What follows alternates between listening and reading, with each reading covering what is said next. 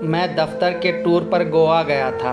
Company का काम तो 3 दिन का ही था, पर मैंने सर से गोवा में 2 दिन की छुट्टी बिताने की इजाज़त ले ली थी। तीसरे दिन शाम की फ़्लाइट से मुझे भोपाल आना था। कंपनी ने मेरे ठहरने के लिए एक 5 स्टार होटल बुक कर दिया था। होटल काफ़ी अच्छा था। मैं चेक इन कर 8वीं मंजिल पर अपने कमरे की ओर गया। मेरा कमरा काफ़ी बड़ा था।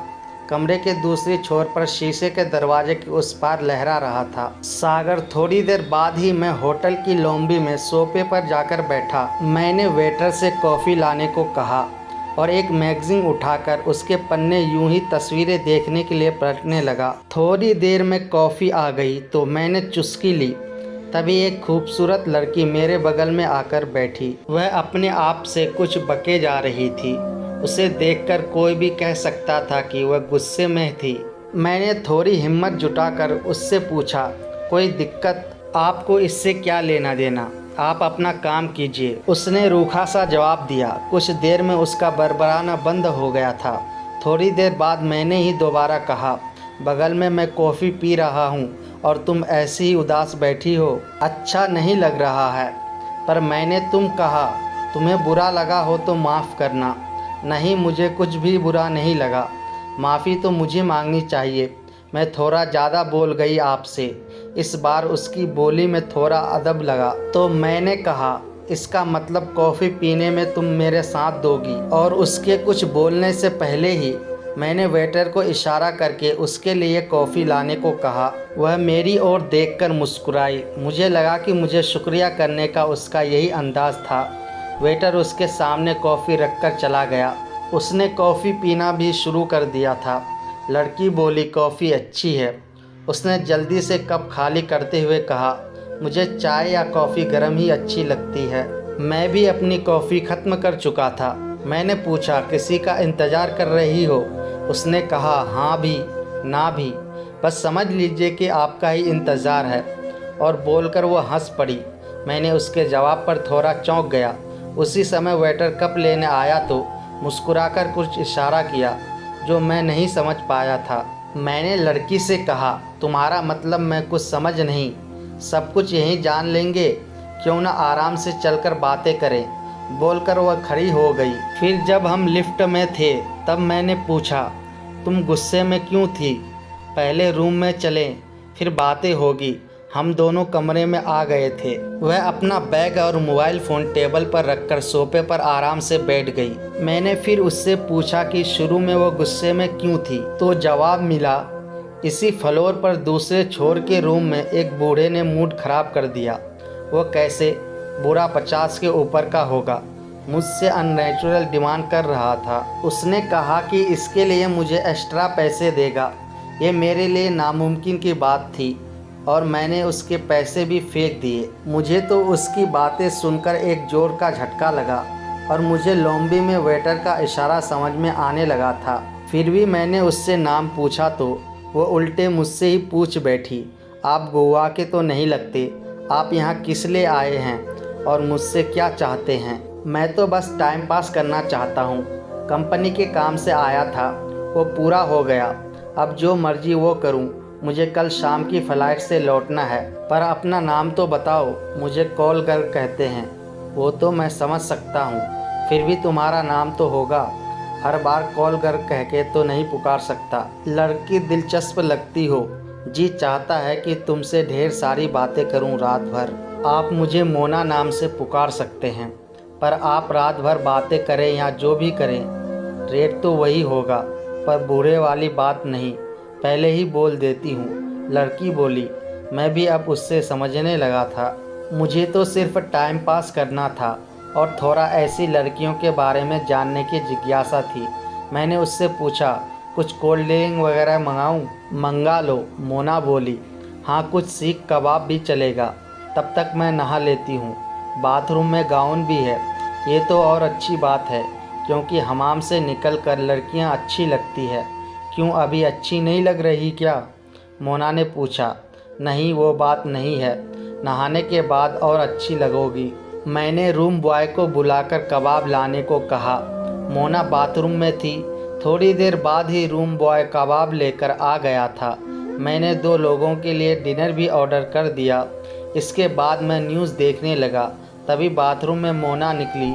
दूधिया सफ़ेद गाउन में वह सच में और अच्छी दिख रही थी। गाउन तो थोड़ा छोटा था ही, साथ में मोना ने उसे कुछ इस तरह ढीला बांधा था कि उसके उभार दिख रहे थे।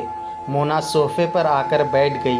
मैंने कहा था कि तुम नहाने के बाद और भी खूबसूरत लगोगी। मोना और मैंने कोल्ड ड्रिंक ली और बातचीत में हम कबाब भी ले रहे थे। मैंने कहा, कबाब है और शबाब है तो समा भी लाजवाब है। अगर आपकी पत्नी को पता चले कि यहाँ क्या समा है तो फिर क्या होगा। सवाल तो डरावना है, पर इसके लिए मुझे काफ़ी सफ़र तय करना होगा। हो सकता है ताउम्र। कल शाम की फ़्लाइट से आप जा ही रहे हैं। मैं जानना चाहती हूँ कि आखिर मर्दों के ऐसे चलन पर पत्नी की सोच क्या होती है। पर मेरे साथ ऐसा नौबत नहीं आएगी। क्यों? मैंने कहा, क्योंकि मैं अपनी पत्नी को खो चुका हूँ। 27 साल का था जब मेरी शादी हुई थी और 5 साल बाद ही उसकी मौत हो गई थी पीलिया के कारण। उसको गए 2 साल हो गए हैं। ओह सो सॉरी बोलकर अपनी प्लेट छोड़कर वो मेरे ठीक सामने आकर खड़ी हो गई थी और आगे कहा, तब तो मुझे आपका मूड ठीक करना ही होगा। मोना ने अपने गाउन की डोरी की गांठ जैसे ही ढीला भर किया था कि जो कुछ मेरे आंखों के सामने था, देखकर मेरा मन कुछ पल के लिए बहुत विचलित हो गया था। मैंने इस पल की कल्पना नहीं की थी, ना ही मैंने ऐसे हालात के लिए तैयार था। फिर भी अपने आप पर काबू रखना। तभी डोर बेल बजी तो मोना ने अपने को कम्बल से ढक लिया था। डिनर आ गया था। रूम बॉय डिनर टेबल पर रखकर चला गया। मोना ने कम्बल हटाया तो गाउन का अगला हिस्सा वैसे ही खुला था। मोना ने कहा, टेबल पर मेरे बैग में कुछ सामान पड़े हैं, आपको यहीं से दिखता होगा। आप जब चाहें इसका इस्तेमाल कर सकते हैं। आपका मूड भी तरोताज़ा हो जाएगा और आपके मन को शायद इससे थोड़ी राहत मिले। जल्दी क्या है, सारी रात पड़ी है। हाँ, अगर कल दोपहर तक फ्री हो तो और अच्छा रहेगा। इतना कहकर मैं भी खड़ा होकर उसके गाउन की डोर बांधने लगा तो वो बोली, मेरा क्या, मुझे पैसे मिल गए। आप पहले आदमी हैं जो शबाब को ठुकरा रहे हैं। वैसे आपने दोबारा शादी की और आपका कोई बच्चा, वह बहुत पर्सनल हो चली थी, पर मुझे बुरा नहीं लगा था। मैंने उससे पूछा, डिनर लोगी क्या? अभी थोड़ा रुक सकते हैं, तब तक कुछ बातें करते हैं। ओके, अब तुम पहले बताओ तुम्हारी उम्र क्या है और तुम ये सब क्यों करती हो? पहली बात, लड़कियों से कभी उम्र नहीं पूछते। मैं थोड़ा हंस पड़ा। तभी उसने कहना शुरू किया, ठीक है, आपको मैं अपनी सही उम्र बता देती हूँ। अभी मैं 21 साल की हूँ। मैं सच बता रही हूँ। और कुछ लोगी? अभी और नहीं।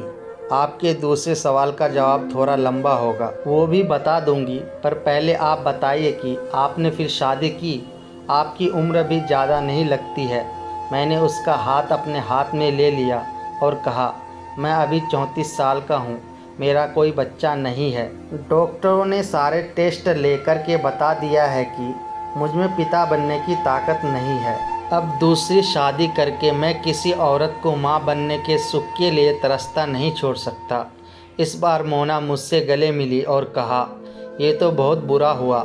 मैंने उसकी पीठ थपथपाई और कहा, दुनिया में सबको सब कुछ नहीं मिलता, पर कोई बात नहीं।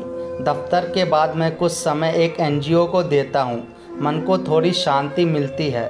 चलो डिनर लेते हैं। डिनर के बाद मुझे आराम करने का मन किया तो मैं बेड पर लेट गया। मोना भी मेरे साथ ही बेड पर आकर कम्बल लपेट कर बैठ गई थी। वो मेरे बालों को सहलाने लगी।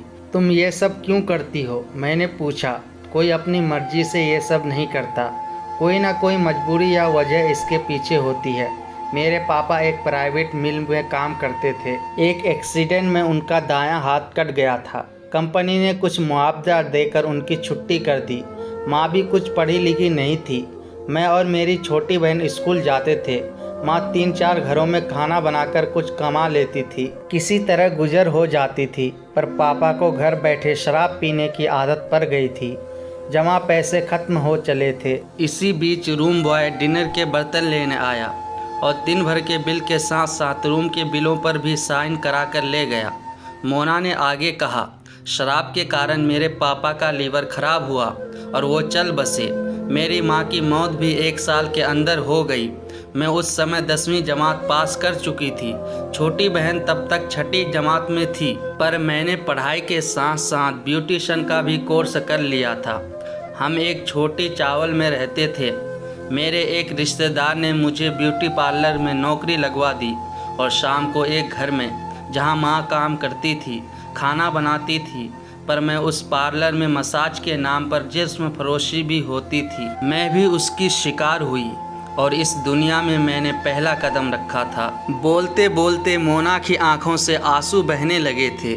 मैंने टिश्यू पेपर से उसके आंसू पोंछते हुए कहा, सॉरी, मैंने तुम्हारी दुखती रंगों को बेमतलब ही छेड़ दिया। नहीं, आपने मुझे कोई दुख नहीं पहुंचाया है। आंसू निकलने से कुछ दिल का दर्द कम हो गया, बोलकर मोना ने आंसू पोंछते हुए कहा, पर ये सब मैं अपनी छोटी बहन को सेटल करने के लिए कर रही हूँ। वो भी 10वीं जमात पास कर चुकी है और सिलाई कढ़ाई की ट्रेनिंग भी पूरी कर ली है। अभी तो एक बिजली से चलने वाली मशीन भी दे रखी है। घर बैठे बैठे कुछ पैसे वो भी कमा लेती है। मैंने एक लेडीज़ टेलर की दुकान देखी है, पर सेठ बहुत तगड़ी पैसे मांग रहा है। उसी की जुगाड़ में लगी हूँ। ये काम हो जाए तो दोनों बहनें उसी बिजनेस में रहूँगी। फिर एक अंगड़ाई लेकर उसने कहा, मैं आपको बोर कर रही हूँ ना? आपने तो मुझे छुआ भी नहीं। आपको मुझसे कुछ चाहिए हो तो कहें। मैंने कहा, अभी सारी रात पड़ी है, मुझे अभी कोई जल्दी नहीं। जब कोई ज़रूरत होगी कहूँगा। पर पार्लर से होटल तक तुम कैसे पहुँची?